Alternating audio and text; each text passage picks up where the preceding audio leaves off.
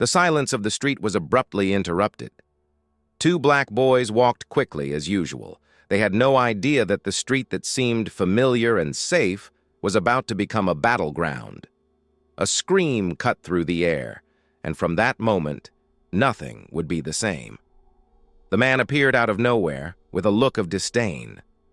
"Where do you think you're going?" His voice was harsh, and the boys froze. At his side, a huge German shepherd was already growling furiously, its teeth bared. The boys tried to step back, but the street seemed narrow, as if the walls were closing in. The dog advanced, barking violently, sensing the fear in the air. The man moved closer, slowly, but with an aura of violence ready to explode. "Now you're going to know what it feels like to be nobody," the man said, his eyes full of anger.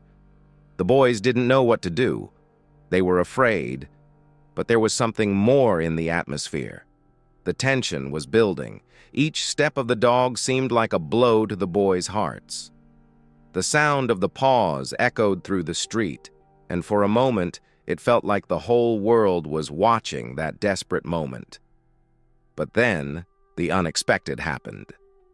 Maya, a woman walking nearby, witnessed the scene from a distance. She didn't hesitate. Without fear, she walked up to the man with a firm and steady look. "Stop now," she said, her voice soft but full of authority. The man was taken aback by her boldness.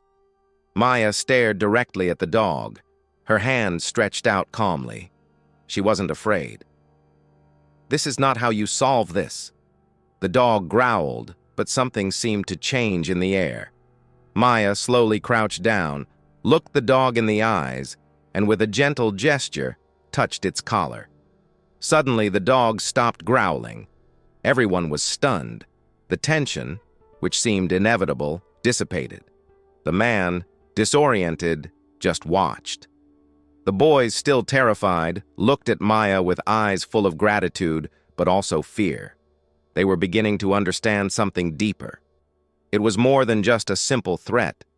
They were seeing someone who wasn't afraid to face violence with courage and compassion. Maya didn't do anything extraordinary.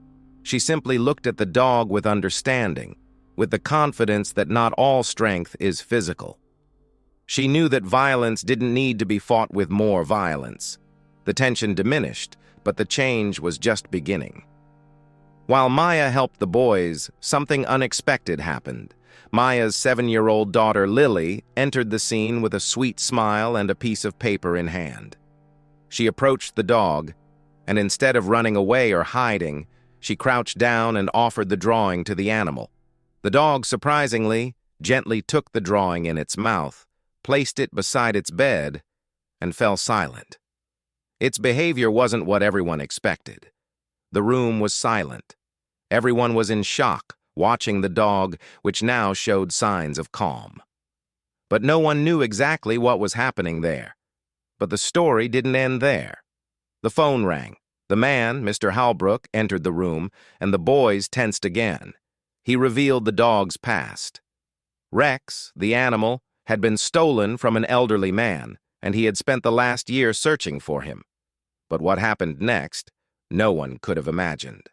When Mr. Holbrook approached, Rex didn't run to him. Instead, he took the drawing from Lily and placed it beside her. He had made his choice. Rex chose not to return to his past. He chose the future he could have with a child who believed in him, who saw him with eyes full of hope and love.